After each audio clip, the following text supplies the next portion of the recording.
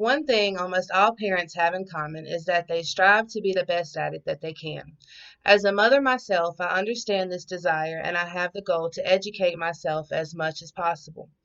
Being a better parent is the thing that motivates me to do better and be better every day. It's the reason I'm so passionate about spreading knowledge of parenting styles and the effect they have on children. As a young single mother to a rambunctious 3-year-old, I noticed that I was allowing the things going on in my life and within myself, things that I believed I had been keeping my child from seeing, were manifesting in his behavior. He would go from being the sweetest child to a child who was aggressive, who was angry for no reason. In my search for answers to this behavior, I realized that it was me. It was the frustration and the aggression that I was going through staring me in my face. I have a passion to spread this information because sometimes as humans we get consumed with ourselves, and no matter how well we think we're hiding it, we're not. Today I would like to discuss with you the three main types of parenting: authoritative, authoritarian, and permissive, and why I believe that authoritative is the most effective form. I will present you with documented research from academic journals to back up my opinion. Journals such as an article by Malevsky in the Journal of Child and Family Studies, in which I learned of a connection between parenting styles and family studies, in which I learned of a connection between parenting styles and depression. Also, an article by J.S. Brooke in the Journal of Genetic Psychology, where I found a link between parenting styles and aggression. But before I get into the research, I'd like to discuss the ways to be an effective authoritative parent, as noted by Sandra Huckenberry in the textbook Discovering Psychology. There are 6 guidelines to remember when consciously choosing to be an authoritative parent. The first one sounds obvious, but it's the most important. Let them know you love them. Physical and emotional support are monumental to their development. Next, listen to your child.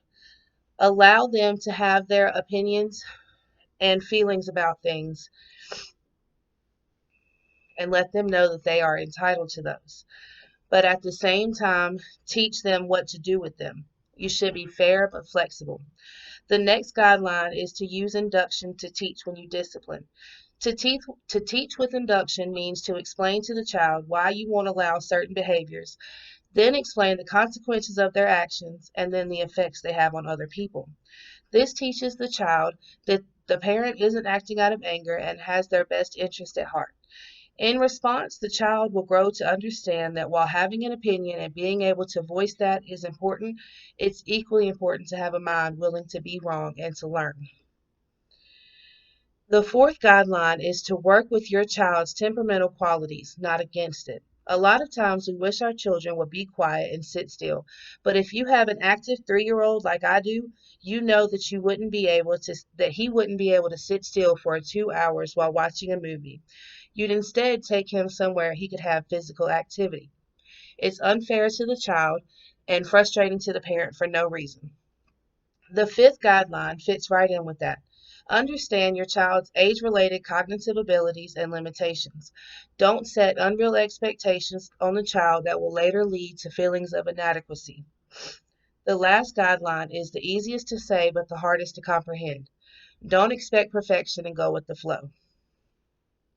I found an article in the New York Times by Nancy Rubin in 1987 summarizing the theory that there is a correlation between a child's academic performance and the parenting style they are exposed to. She cites a study done by Professor Sanford Dornbush of 8,000 high school children of all socioeconomical backgrounds and family structures.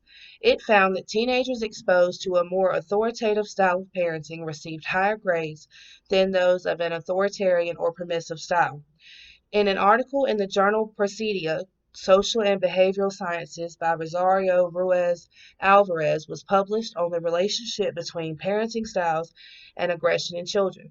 It shows an extensive amount of research done on this correlation and found that there is indeed a positive link between authoritarian parenting and aggression. Roa and Barrio in 2001 and 2002 found high scores on the PCRI, or Public Child Relationship Inventory, in line with authoritative parenting style, indicating good parenting practices. Low styles were Low scores were associated with authoritarian and permissive styles, indicating a lack of limit setting and not providing adequate parenting. These studies concur that authoritative parenting results in a lower score of aggression. Lastly, I'll show research that I found that shows a positive correlation between authoritative parenting and emotional well-being and conduct. Among these studies, Malevsky and colleagues in the article Maternal and Paternal Parenting Styles in Adolescence, Associations with Self-Esteem, Depression, and Life Satisfaction. The article found that low depression and high self-esteem were related to authoritative mothering. It was also found that psychological adjustment was related to paternal parenting styles. It was assessed that permissive mothering was less effective as compared to authoritative mothering. In watching my best friend with her teenager and the authoritative style of parenting she has chosen to have with him, I feel confident that she has raised a well-rounded individual. He's kind and aware of his actions. He has a very low rate of aggression, and he's a great example for my child. J.S. Brooks, in the article Aggression in Toddlers, Associations with Parenting and Marital Relations, published in the Journal of Genetic Psychology, reports it was analyzed that aggression in toddlers was associated with parental aggression and maternal child rearing practices. This was proof to me that my theory on my child's aggression was correct. A systematic review A systematic review of literature authors, Masad and colleagues, did a review of 34 relevant studies that show parenting style has a direct impact on aggression in children. It states authoritative parenting styles play a positive role in psychological behavior in children, while authoritarian and permissive parenting styles result in aggression and negative behavior. Healy found in the piece maternal positive parenting style is associated with better functioning and hyperactive, inattentive preschool children from infant and child development, that parenting style moderates the relationship between child functioning and ADHD symptoms. Today, my goal was to educate you on why authoritative parenting is the best.